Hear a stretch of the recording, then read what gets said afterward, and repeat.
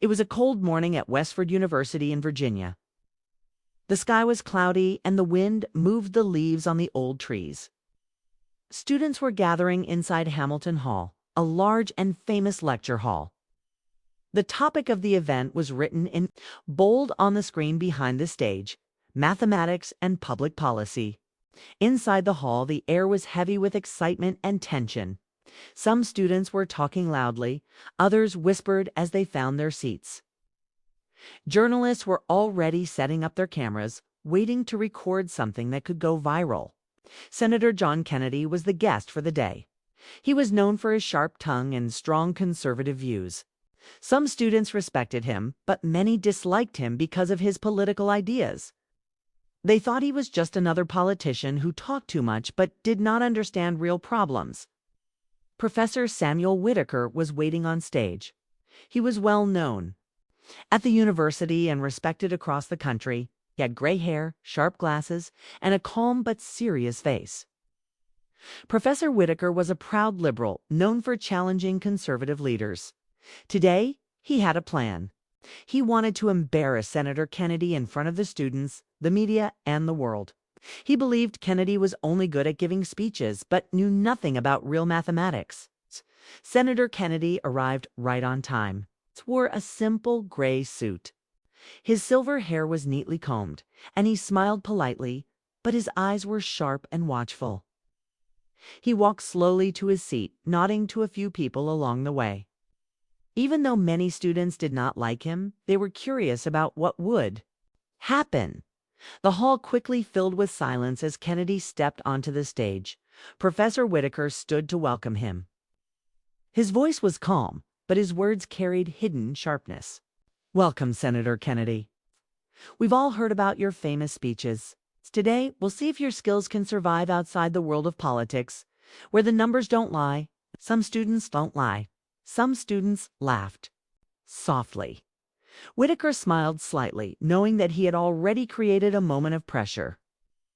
Senator Kennedy smiled back, showing no fear. "Well, Professor," he said, "sometimes life is about solving hard problems. And sometimes it's about explaining them so people can understand." Whitaker didn't answer. Instead, he turned to the chalkboard and quickly wrote a complex financial equation. It was a bond valuation problem with compound interest. The numbers and symbols covered most of the board. It was not just difficult, it was designed to confuse and trap someone who wasn't familiar with finance. Students in the front row whispered to each other. One of them said, "No way he can solve that." Another shook her head, waiting to see Kennedy fail. The media cameras moved closer. Reporters leaned forward, ready to catch the moment when Kennedy would be embarrassed on live TV. Professor Whitaker stepped aside and looked directly at the senator. "Your turn, sir. Show us your math." For a few seconds, Kennedy did not move. He simply stared at the chalkboard as if reading a map. The room was completely silent. Even the students who disliked him now waited to see what he would do. Then Kennedy calmly walked to the board. He picked up a piece of chalk, twirled it in his hand, and smiled at the audience. "You know," he said, his voice smooth and steady, "balancing Louisiana's budget isn't so different from this. You just have to know which numbers to trust." His words made some students laugh nervously, but no one else spoke. Eyes were on him. Professor Whitaker folded his arms and watched carefully. He was sure Kennedy would make a mistake soon. Kennedy stepped closer to the board. "Let's start here," he said, pointing to the first part of the formula. His explanation was simple, clear, and slow. He used plain words, telling the audience that understanding math was not about showing off, but about solving real-life problems. As Kennedy continued, his confidence became visible. He broke the problem into smaller steps, using real-world examples from his time as Louisiana's state treasurer. "You see, this is like building a new school. You have to calculate the bond correctly, or you'll end up with too much debt and no classrooms." The students started taking notes. Even some who had been waiting for him to fail now followed his steps carefully. Professor Whitaker's face slowly changed. He no longer looked as confident as before.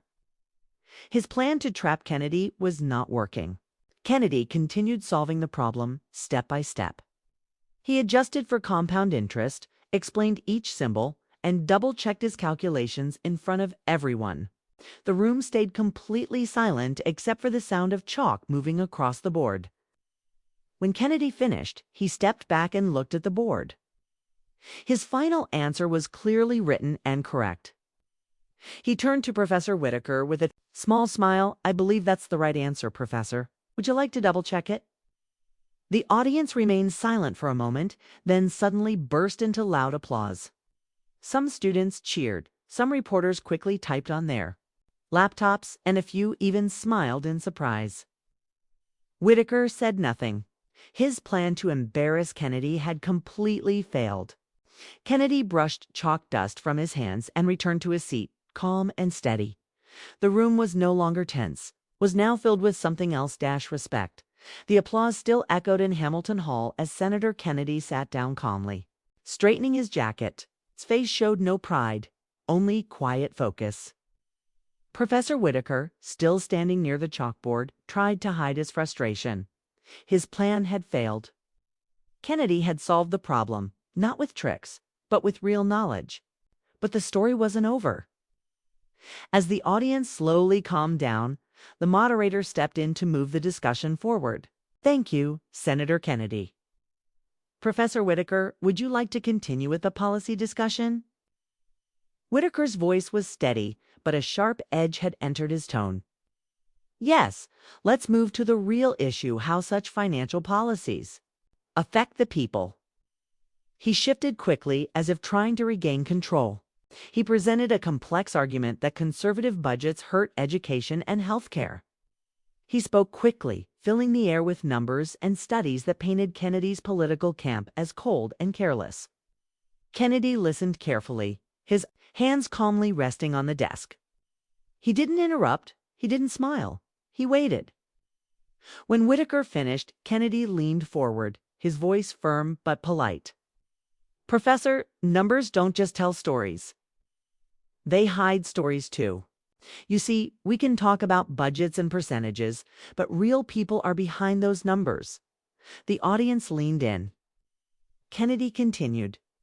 "When I managed Louisiana's budget, I met parents working 2 jobs to keep their kids in school.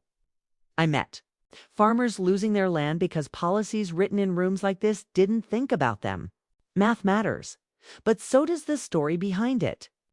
Whitaker's jaw tightened. "That's emotional argument, not policy."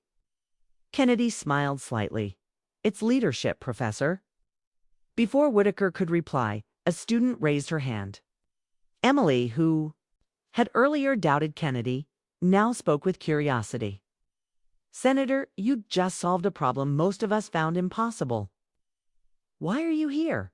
Why agree to this debate?" The hall went silent again. Kennedy's answer came slowly, carefully.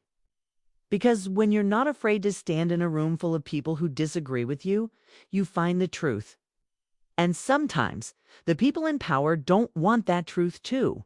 Be heard." His words landed heavily. A few students exchanged glances. Some professors shifted in their seats. Whitaker's voice cut through. "And what truth do you think we're missing, Senator?" Kennedy's eyes sharpened.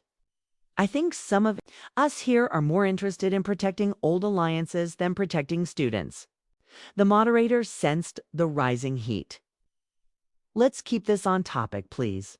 But Kennedy wasn't finished. "You see, Professor Whitaker, I've done my homework. This isn't just about math. It's about which contracts are awarded to which companies, which research is funded, and which voices are allowed on this stage." The media perked up. Porters began typing faster. Whitaker tried to push back. "This is a university, not a political battlefield." Kennedy replied smoothly. "Then why did you invite me with cameras waiting, ready to record my failure? Why did you prepare a trap instead of a discussion? I'm not the only one who came here, ready to fight." The audience shifted, some nodding, some unsure. Whitaker's confident mask was beginning to crack. Just then, Michael Harper, an investigative journalist known for uncovering academic corruption, stood up from the back row. "Senator, are you suggesting that this event was more than just a debate?" Kennedy looked directly at Harper. "Suggesting that some people here are protecting something that shouldn't be protected." Harper pressed further. "You have proof?" Kennedy's answer was sharp. "I have leads, and I've shared them with people who don't work for the university, just in case I'm suddenly disinvited from future events." The hall buzzed with low murmurs. Whitaker's face darkened, but he remained silent. The moderator quickly tried to steer the conversation back to safer ground, but the energy had shifted. Students began whispering more seriously, and even some faculty looked nervous. Kennedy leaned back in his chair, his voice calm again. "I came here for a debate. I stayed because something here doesn't feel right. Maybe others will start asking questions now, too." The next morning, the buzz from the Westford University debate hadn't died down. Headlines flashed across every major news outlet. "Kennedy outsmarts liberal professor in live math showdown." "Senator hints at deeper corruption in university contracts." Social media was on fire. Some called Kennedy a hero. Others accused him of political theater. But the one question that everyone was asking now, what exactly was he talking about? Journalist Michael Harper didn't waste time. He had seen enough political games to know. When something smelled wrong, Kennedy's final words from the debate replayed in his head. "Be careful who you trust." Harper started pulling records early. University contracts, research grants, funding sources, all public information, but buried under layers of paperwork.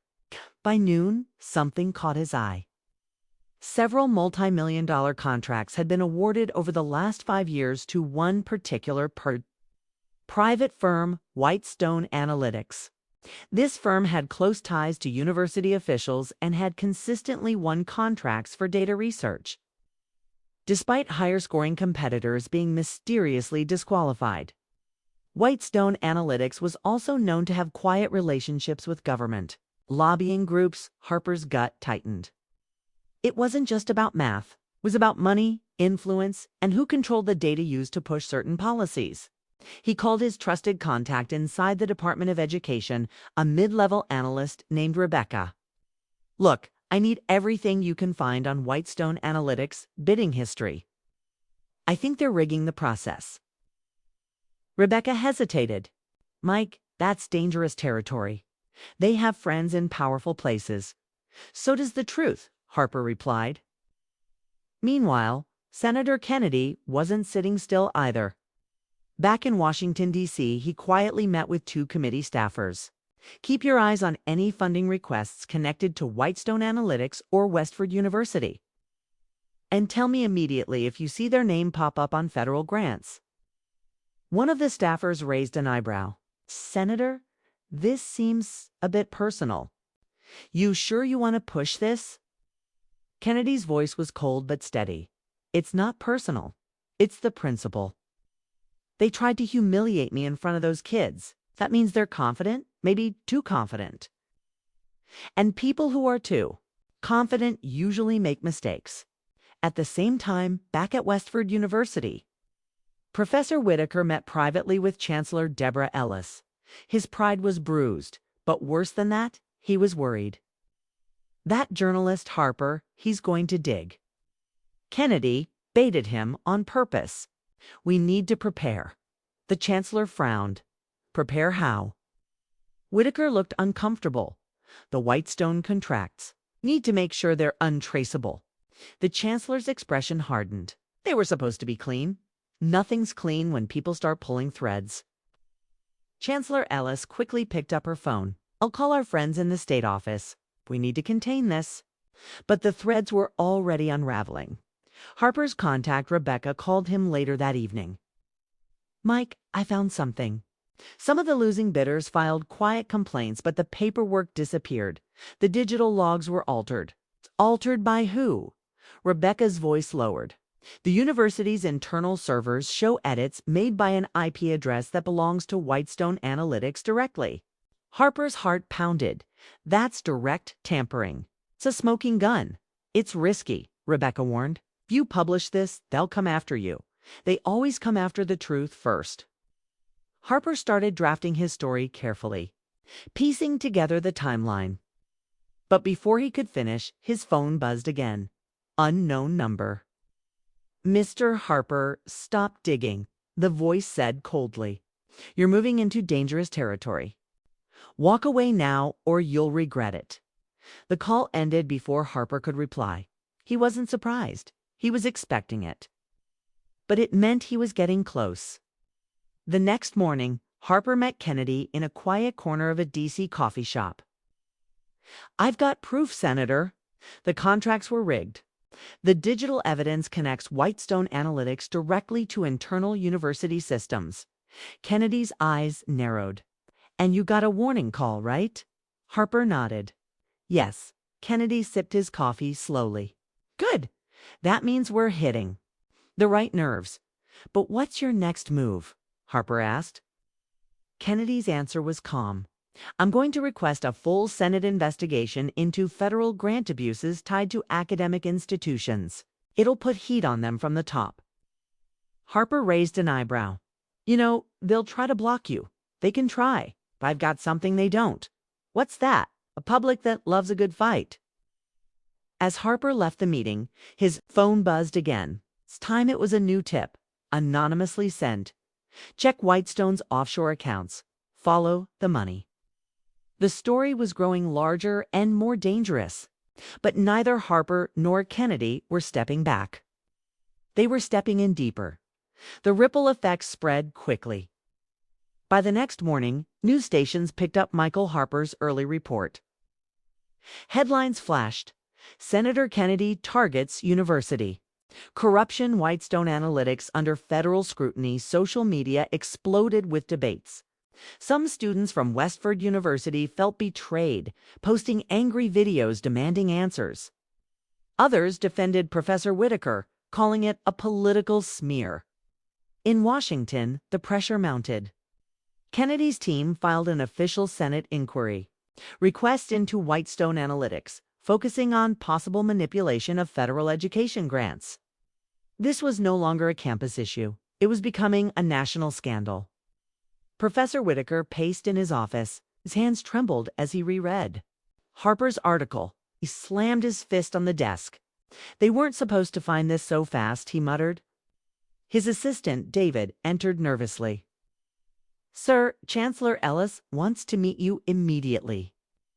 When Whitaker arrived at the Chancellor's office, she was already on the phone with a state official, her face pale but determined. She hung up quickly as he entered. They're coming after us, Sam, she said sharply. They've requested full access to our contract files. We can still fix this, Whitaker said, though he didn't sound sure. How? The digital logs tie Whitestone directly to our systems. Whitaker's jaw clenched. Then we need to shift the narrative. If we can't erase the trail, we can discredit it. Chancellor Ellis's eyes hardened. You want to go after Harper? We paint him as a political pawn. Say he's working with Kennedy to destroy academic freedom. That's our angle. Ellis leaned back, thinking. And Kennedy? Whitaker's voice dropped. We need to find something in his past. A misstep. A crack. Anything. Meanwhile, Michael Harper wasn't backing down. His phone buzzed again.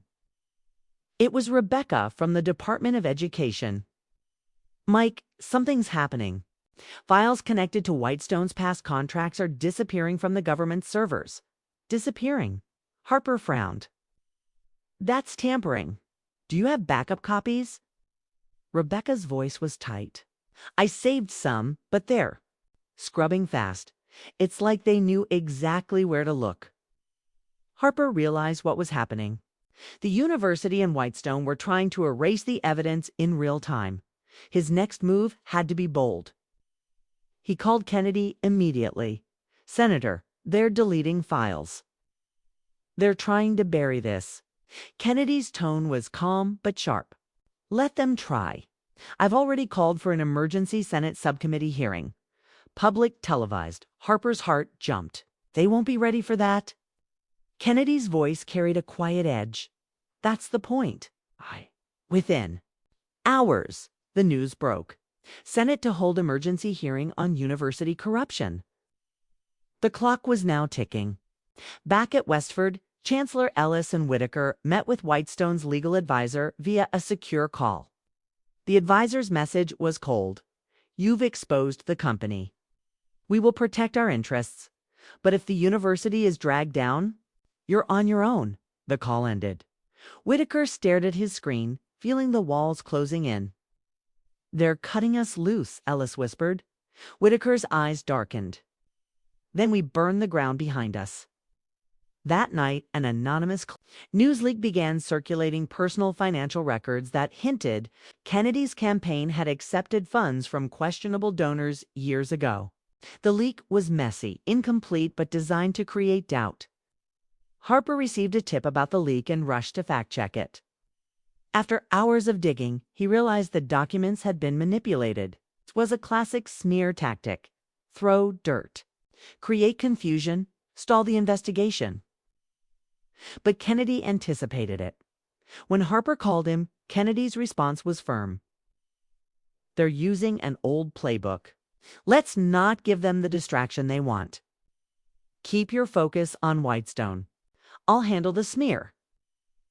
At the Senate hearing, the room was packed. The media circled like sharks. Kennedy sat at the center, composed, surrounded by files Harper had provided. Professor Whitaker was called as a witness. Kay walked in head high, trying to project confidence. But the weight of the growing scandal pressed on him. Senator Kennedy opened the session with a sharp question. Professor Whitaker, are you aware that multiple losing bidders in your university's contracts filed formal complaints that mysteriously disappeared? Whitaker hesitated. I don't control the complaint process, Kennedy pressed. But you do control the faculty panels that recommended Whitestone Analytics, correct? Whitaker's jaw tightened. I trust the recommendations made by qualified staff. Kennedy dropped the next document. Qualified. Or carefully selected. Because we have records showing that your panel rejected competitors without proper review. Whitaker's voice cracked. I object to the direction of this questioning. The hearing continued, and the intensity grew sharper with every question. Senator Kennedy moved through his files methodically, exposing the layers behind the university's dealings. Professor Whitaker struggled to keep his composure. His carefully built reputation was crumbling in real time, broadcasted live to millions.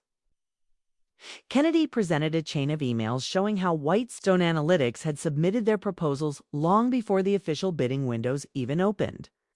Professor Whitaker, Kennedy said, his voice steady but firm. How is it possible that a private company had advanced knowledge of government contract schedules before those schedules were publicly released? Whitaker adjusted his glasses, trying to maintain a calm front. I am not responsible for the timing of external communications. But your name appears in these emails, approving the scheduling adjustments. You were not just aware. You were actively coordinating, Kennedy pressed. A murmur swept through the room. The journalists leaned forward, some already typing breaking headlines. Michael Harper, sitting quietly in the gallery, recognized the critical moment. This was the core of his investigation, the exact connection he needed. Whitaker shifted uncomfortably. There are many moving parts in grant management. Let's keep it simple, Kennedy interrupted. You awarded Whitestone multiple contracts. You helped write the bid structures? And you sat on the review panels. That's not many moving parts. That's one moving hand, yours. Silence gripped the chamber. Senator Kennedy paused, letting the weight of his words hang in the air before he delivered the next blow. And we now have testimony from a former Westford staffer who claims you personally ordered certain competitor bids to be disqualified without proper review. The room erupted. Reporters rushed to capture the exchange. Whitaker's face turned pale, his defense collapsing. Do you deny this, Professor? Kennedy asked, locking eyes with him. Whitaker opened his mouth, but no words came out. Across town, Chancellor Ellis watched the live feed, panic settling in. She called Whitaker immediately, her voice urgent. You need to stop this. This will destroy both of us. Response was cold. They've already destroyed me. Chancellor Ellis realized that Whitaker was now cornered and desperate. She quickly contacted the university's legal team, instructing them to prepare for emergency damage control. Meanwhile, Kennedy wasn't finished. He shifted the focus to Whitestone Analytics, introducing evidence that the company had deep connections with international investors, some tied to foreign education technology firms that were banned from U.S. government contracts due to security risks. Did you knowingly work with Whitestone while they were financially backed by a restricted foreign entity? Kennedy asked. Whitaker blinked rapidly. I wasn't aware of their private financial arrangements. Kennedy leaned forward. But we have payment records, Professor? Wire transfers, meeting logs. You even visited one of their overseas partners last year? Shall I remind you where that meeting took place? Whitaker's throat tightened. That trip was for academic collaboration. Kennedy slammed his hand lightly on the table. It was at a resort owned by the same foreign firm funding Whitestone. That's not academic work, Professor. That's coordination. The hearing chamber remained breathless. Whitaker's carefully built narrative was falling apart. He glanced nervously at the door as if searching for an exit that didn't exist. Michael Harper's phone buzzed. It was Rebecca from the Department of Education. She had just uncovered more emails messages indicating that Whitestone's data software was not only overpriced but also significantly underperforming. Harper quickly forwarded the files to Kennedy's staff. Kennedy's final attack was swift. And now, Professor, we have evidence that the software you championed didn't even meet the required standards. You pushed faulty systems into schools, wasted millions, and possibly jeopardized sensitive student data. Did you even test the product? Whitaker's voice was nearly a whisper. We trusted Whitestone's assurances. You trusted them because you were working with them, Kennedy said coldly. The professor's silence was deafening. Senator Kennedy leaned back slightly, adjusting his glasses. The American people expect better. They expect integrity in education, fairness in contracts, and most of all, accountability. The committee chair called a recess. The camera zoomed in on Whitaker's face, mix of defeat, fear, and quiet panic. Outside the chamber, students from Westford University gathered in protest. They weren't defending Whitaker anymore. They were demanding answers. In a quiet corner of the courthouse, Harper sat alone, reflecting on how far this story had come. What started as a university math challenge had unraveled into a national scandal that touched corruption, international influence, and the misuse of public funds. And there was still more to uncover. Whitaker knew it too. Senator Kennedy walked calmly out of the hearing room as reporters crowded around him, shouting questions, trying to make sense of what had just unfolded. Kennedy's staff quickly surrounded him, protecting him from the chaos as he made his way to a quiet hallway. He paused briefly to speak to Michael Harper, who had been instrumental in uncovering the critical evidence. You did good work, Harper, Kennedy said, his voice low but firm. But I have a feeling this is just the beginning.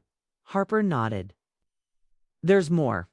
Chancellor Ellis is involved, and Whitestone Analytics might be connected to other contracts outside the education system. Defense, maybe even infrastructure. Kennedy's eyes narrowed. We need to go deeper. Get everything you can. Quietly. Meanwhile, back in the hearing room, Professor Whitaker sat alone, his hands trembling as he scrolled through messages on his phone. News outlets were already reporting the scandal. His reputation, carefully built over decades, was collapsing in real time. His phone buzzed again. It was Chancellor Ellis. We need to meet. Tonight, no phones, no emails, just us. Her message. Read. Whitaker stared at the screen, feeling a growing dread in his chest. He realized Ellis wasn't reaching out to save him. She was likely looking for a way to save herself. Across town in the chancellor's office, Ellis was already moving quickly. She ordered her team to begin deleting sensitive files and shutting down servers connected to Whitestone Analytics. She knew investigators would come knocking soon. But Harper, who had anticipated this, had already secured a copy of the most damaging documents. That evening, Whitaker and Ellis met in a private suite at an old hotel, away from their usual meeting spots. The room was dim, the weight of silence pressing on both of them. "You promised this would never touch me," Ellis hissed, pacing back and forth. "You said it was a closed system. Safe. It was supposed to be," Whitaker muttered, his voice hollow. "I didn't expect Kennedy to be this sharp. He's not just a politician." He knew exactly where to hit. Ellis leaned over the table, her voice cold. "We can still control this. The media cycle will move on." "If we act now, we can." "We can't," Whitaker interrupted. "The files are out. The connections are exposed. The students are protesting. The press isn't letting this go." Ellis's expression shifted from anger to something more calculating. "Then you'll have to take the fall. I can protect the university if you step down immediately, resign. I'll push the narrative that you acted alone." Whitaker's jaw tightened. "After everything we've built, you're going to leave me to burn." "Better one career ends than both," she replied coldly. Whitaker felt a deep wave of betrayal. He realized Ellis had likely prepared this escape plan weeks ago, maybe even before the hearing started. Maybe she always intended to sacrifice him if things went wrong. Back at his hotel, Kennedy reviewed the files Harper had sent. Among them were hidden memos revealing that Whitestone Analytics had plans to expand their faulty software to government security systems. If those contracts had gone through, it wouldn't have just been a financial scandal, it would have been a national security disaster. Kennedy called Harper immediately. "We can't stop here. This is bigger than Westford. Need you to follow the Whitestone trail to its next step." "I think these people were trying to sell broken tech to federal agencies," Harper agreed. "Start digging tonight. Quietly." Meanwhile, Professor Whitaker sat alone in his apartment, his resignation letter open on the screen. His life's work had turned to ash, but something in him refused to simply vanish. He drafted a second letter, a private one detailing Chancellor Ellis's role, the foreign funding connections, and the names of other officials involved. He encrypted the file and sent it anonymously to Michael Harper. If he was going down, he wouldn't go alone. By morning, Harper had the new file.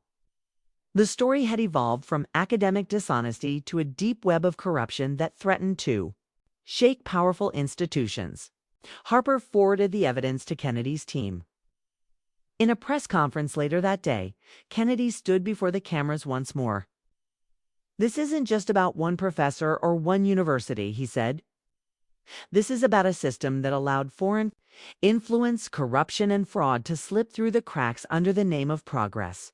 We will find every crack, and we will seal them." Reporters fired questions, but Kennedy only offered one final statement before stepping away. "Never lies."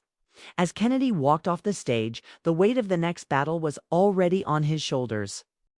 The storm did not die down. It grew. As Senator Kennedy's press conference dominated national headlines, the pressure on Chancellor Ellis mounted rapidly. Protesters gathered outside Westford University, chanting for resignations. News vans lined the streets. Students and faculty demanded accountability. Ellis tried to maintain control. She appeared in carefully managed interviews, framing the issue as an isolated failure by Professor Whitaker. She claimed she had no knowledge of the financial ties or the defective software, but no one fully believed her. Inside her office, Ellis's world was collapsing. Her closest advisors were either resigning or distancing themselves. The university's board called for an emergency meeting. Ellis realized the walls were closing in. At the same time, Michael Harper worked around the clock, tracing the Whitestone Analytics contracts. He discovered emails, financial records, and communication logs that tied Whitestone not only to Westford University, but also to consulting deals with government technology agencies. Some of these deals were signed without proper evaluation, rushed through channels Ellis controlled. The deeper Harper dug, the clearer it became Mellis was part of a much larger network that stretched beyond education. Late one night, Harper met quietly with Senator Kennedy in a secured office. He spread out the documents on the table. This wasn't just about pushing a faulty math model into schools, Harper said. They were trying to use the same broken algorithms in defense data, border monitoring, even national infrastructure projects. Kennedy leaned forward, his jaw tight. If that tech had failed in those systems, the damage could have been catastrophic. Harper nodded. It would have looked like a mistake, but someone would have profited while national security crumbled. Kennedy knew they had no choice now. This wasn't just a university scandal, it was federal. He arranged to present the evidence directly to the Senate Oversight Committee. Meanwhile, Whitaker, now disgraced and in hiding, watched from a distance as Ellis publicly disavowed him. Alone in a rented apartment, he quietly contacted Harper again, offering something unexpected: a confession video. In the video, Whitaker detailed the entire scheme. He explained how Ellis orchestrated the deals, how she manipulated the procurement process, and how foreign consultants provided the faulty algorithms under the guise of innovation. Whitaker admitted his role, but he also made one thing clear. I was not the architect. I was the tool. Ellis was always the strategist. Harper delivered the video to Kennedy immediately. Kennedy's next appearance before the Senate was broadcast live on major news networks. The room was silent as Kennedy played Whitaker's confession. The weight of the truth settled like a stone over the entire chamber. Kennedy stood as the video ended. His voice was steady but sharp. This is the consequence of unchecked power. This is what happens when systems are built for personal gain instead of public good. Across the country, Ellis's support evaporated. The Department of Justice launched a formal investigation. Federal agents arrived at her office within hours. Ellis sat alone as the agents handed her the warrant. She stared at it, realizing that all her careful planning had unraveled because one man, a politician she had underestimated, refused to walk away. When reporters swarmed her as she was escorted from the building, she gave no statement, no defense. She had lost. But Kennedy knew the fight wasn't truly over. Corruption did not begin or end with Ellis. She was just one part of a larger machine. Days later, Harper handed Kennedy a final report. There were other names, their contracts, other cracks in the system. Kennedy placed the folder on his desk. He looked out his office window toward the Capitol. Looks like we're just getting started, he muttered. The media continued to chase the story. Students celebrated and Westford University began rebuilding. And Kennedy? He moved forward, already preparing for the next battle, knowing that in politics, in power, and in life, the math never lies.